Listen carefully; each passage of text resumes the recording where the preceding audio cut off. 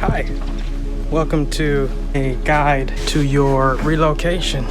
Hello everybody, and welcome to the course. In this course, we're going to give you some strategies from start to finish, from getting you prepared all the way until after you get here, along with some tools to help you along the way, some things that you can use right away, along with support to help you all the way through.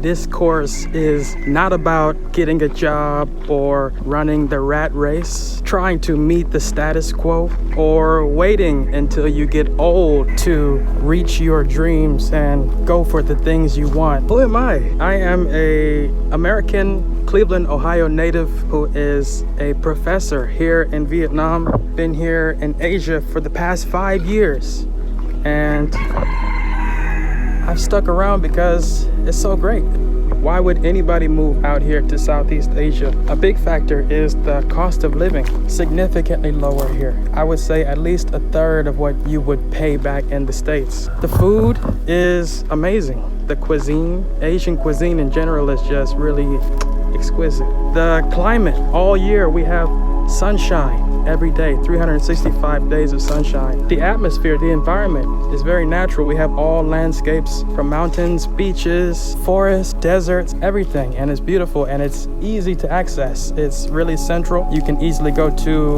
other places in Southeast Asia. It's a great place to be centrally, locally. Everything is just in abundance. Come on out.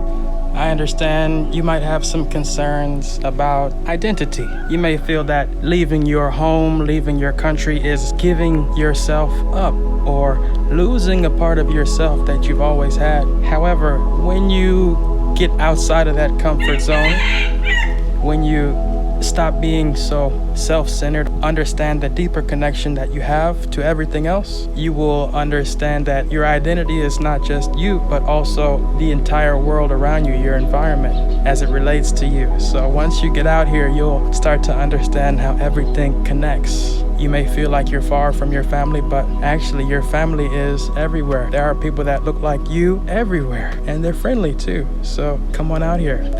Once you get out here, it's not hard to stay. You can easily establish a business, a way to maintain and sustain long-term with your network of people that you've met or the connections that you've made through our program. One of your greatest concerns might be about financial. And I understand, because money makes the world go round. One way that you can be financially well off by the time you get here is to start saving before you arrive. You should have at least 3 to 6 months worth of living expenses.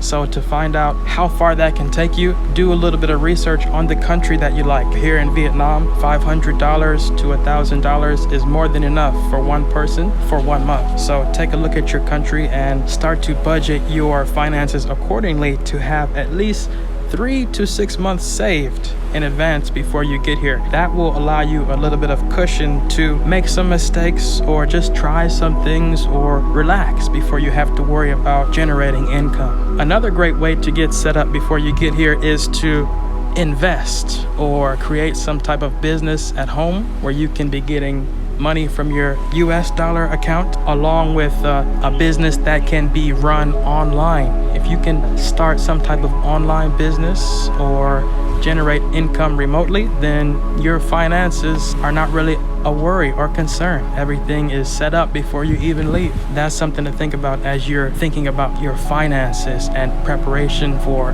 income and wealth through your lifetime.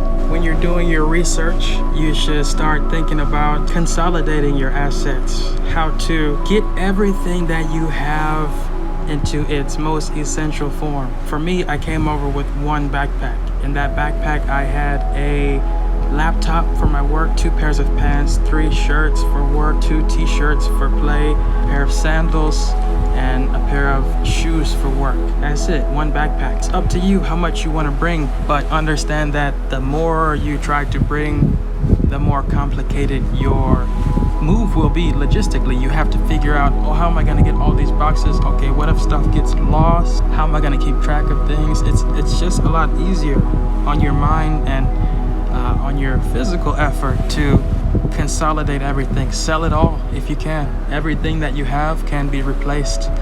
Actually, you can get the same stuff but at a much lower cost because it's all coming from here anyways. Everything that you're getting at home is coming from here, so you can buy it here for a much cheaper price, the same products. So consider consolidating all your assets, everything that you have, physical, clothes, everything, bedding, everything. Leave it, sell it, give it to somebody, throw it away. Try not to bring too much because it's only going to be a burdensome, unless it's something you really need or something that is high value like your laptop or something that is sentimental value. Leave it. Okay, as far as specialty products, those can be found once you get here. Anything can be ordered online and they will ship it to you. Otherwise, you might be able to find it locally if you're in a big city. So don't worry about your specialty products trying to bring a whole bunch of stuff with you. As far as your transportation, think about how you would like to get around once you get here. Do you have an international license? If you have a driver's license, that usually can be converted to the license in your country. So make sure your driver's license has been renewed, it's up to date, and you can possibly just transfer it over once you get here. Otherwise, you may need to take the driver test in the language of the country if you don't have your license up to date. So make sure that is up to date. When you're thinking about the culture of your new country, understand what things might be considered rude or disrespectful, and don't do that once you get there. For example, in Thailand, never touch anybody's head. If you have the Thai money and it drops on the floor, don't go and step on it because you're stepping on the face of the king, and they really respect the kings. There are some little small cultural norms and traditions that you will need to research depending on your country. As far as banking, you should have a local bank account or an international account or both. That way you can easily have your income and revenue in your new country going into your local account, or you can make transactions internationally with an international account. If you have money that you want to send to somebody, it's much easier if you have an international account like HSBC or Citibank. Just check in your new country which international banks do they have.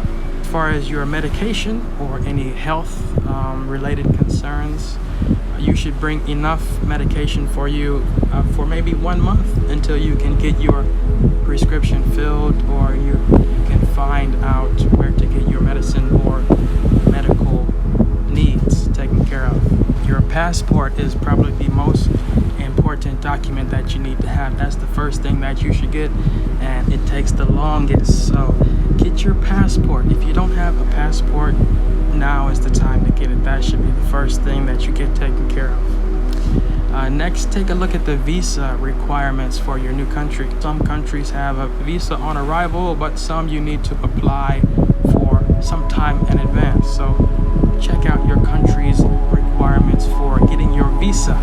And often they'll let you come the first 30 days or 90 days as a tourist, and then you will have to renew, or you can think about getting a different type of visa depending on your situation. Maybe you would like to have a working visa if you have a job, or investor's visa if you would like to run a business. Think about which visa you'd like to have. After that, make sure that you have all your certifications, documents, credentials, things that can help you to generate income. If you have any type of special certifications, qualifications, make sure that they are notarized, stamped. That way you can give a official copy to a potential employer or a potential client without having to let go of your original. Regular copies are fine, but to show that it's not a forged or a fake document, if it has that notarized stamp, they are more likely to feel comfortable and trust that document coming from you. The last document you might need is a background check if you're looking to go into teaching or childcare or anything working with a school. Also your health check to show that you are healthy. You can always get that once you arrive, but if you have some type of health check, that may help you also with making travel a little bit easier. Great, you made it. Now once you get over here, the moment you get off that plane, there's something that you gotta get. A SIM card. That is your key to opening all the other doors around you. With that SIM card, you can now find your transportation app. You can order a driver to come pick you up. You can order food. You can call and check in with your hotel, make arrangements. The SIM card is the most important thing to get once you arrive. And don't worry about the fees. The phone bill in Vietnam or a Southeast Asian country is much lower. Back home, I'm looking at phone bills $143. In Vietnam, a monthly phone bill $5. Big difference. So you can get the 1 week or the 2 or 3 day plan when you first arrive. Look into getting a monthly plan after that. You will save a lot of money just on your phone bill alone. So welcome. I'm glad to have you here. When you start thinking about your accommodation, where you're gonna stay, you should start with something small, something affordable, like a room for rent. This may run you $100 or $200 depending on the location. If you're in a central location, it'll be easier for you to get around, but also to see the different neighborhoods. Okay, you want to get an idea what each neighborhood is like. That way you can find one that fits your lifestyle needs. Do you have pets or kids and you need to be near a outdoor space or a park? Look at spaces that have parks nearby. Do you only eat certain types of food? Are you a vegetarian and you need to be near an organic supermarket? Look for a neighborhood that's like that. Depending on your budget, in Southeast Asia, you can have a nice luxury apartment for $300 in the city. Or with that same $300, you can have a big house in the countryside. It's really affordable, and your housing is your sanctuary. So don't be afraid to treat yourself when it comes to your living space. You don't have to pay a lot to have a nice space, especially with some of the smaller spaces. You can find some really nice luxury spaces at a low cost. You gotta eat. What do you like to eat? I like to have rice and chicken. That was one of my staples even when I was living back in Ohio. Here in Asia, to have the food that I enjoy the most, but it's made by the people who invented it. You're right at home. A lot of the people, they really put their heart and soul into that food. Somebody's granny's recipe, or it's been handed down just like our people. Any food you like, whatever you like, it's here. You can find it. Vegetarian, vegan, organic, whatever. All options are available. Usually in the larger cities, you can find some of the same stuff you would find anywhere else. New York, LA, if it's a big city. Some of the smaller cities, countryside, the further out you go, it might be a little more difficult to get your organic kale green juice. So keep that in mind. You're gonna have to do a little more looking around to find that stuff the further away from the city you are. Once you get over here, it's not hard to start making money. Teaching English is a good way to get your foot in the door, but a lot of teachers eventually go on to open a business. There are people here in Vietnam. I know a brother here, he has a restaurant. There are people who have gyms, all types of businesses. Pretty much any business that you can imagine opening in your hometown can be opened here, and they love it. Anything American or Western, they love it. You might have to rearrange your pricing and things like that to fit the culture here, but they definitely are receptive to Western culture, Western businesses, and just generally they want to feed off of everything that we do. If you can bring a little bit of flavor to something that they've been doing, it can work.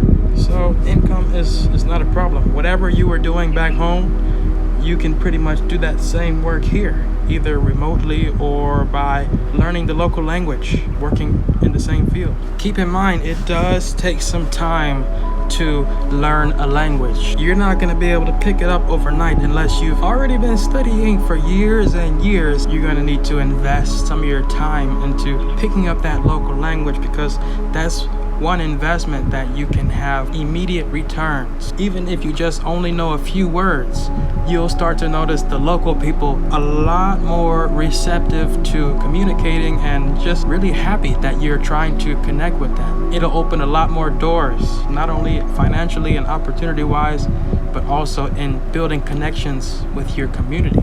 attempting and trying to speak their language does a lot. It really opens a lot of doors. So try to practice a little bit every day.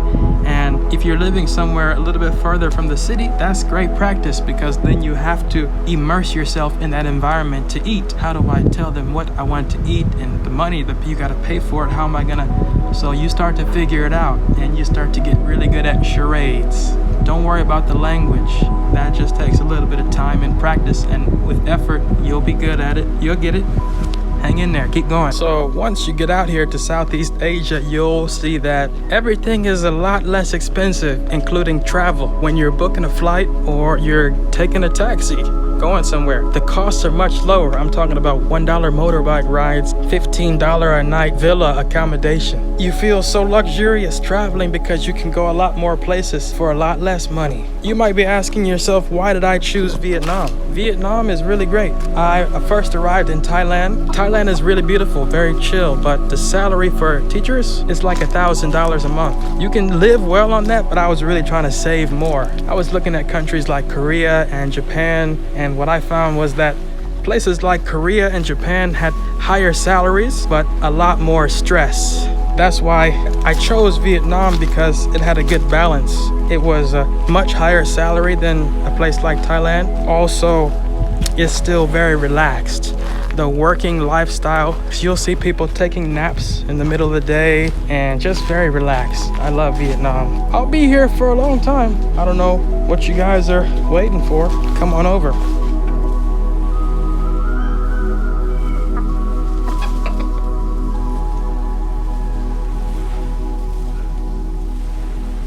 You're still here?